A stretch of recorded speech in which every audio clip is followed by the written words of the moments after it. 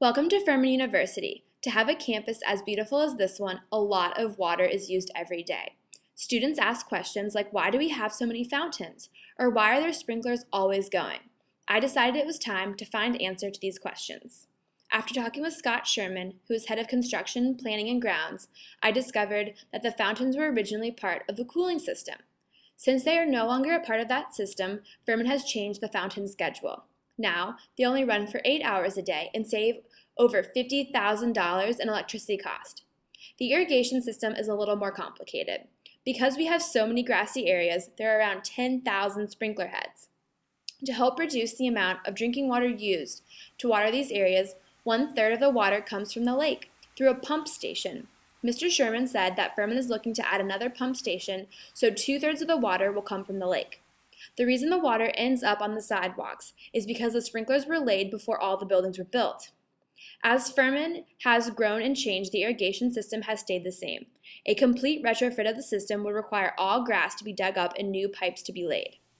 While this is the eventual plan, the change in sprinklers will not be completed within 5 years. There are other ways to affect Furman's water use. Now that you know a little bit more about the sprinklers and the fountains, here's Brittany DeKnight, Assistant Director of the Shy Center. Bottled water has some pretty significant negative environmental impacts. In the place where it's bottled, it can lead to aquifer depletion and other negative impacts for the local environment. During the transportation process, as you're transporting millions of bottles of water across vast distances in some cases.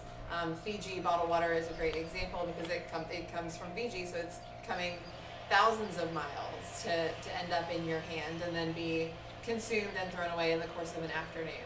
So the environmental impact of that transportation and the kind of movement of that water across long distances is really substantial, when it's really just not necessarily the smartest thing to do environmentally or economically. Bottled water is very expensive per bottle, and Greenville was just voted last year as having the best tasting water in the country.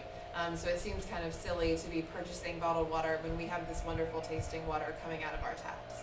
And so the Shy Center's role is really to support students who want to advocate for using less bottled water, advocate for bringing water bottles and those kind of things, and really encourage that kind of behavior.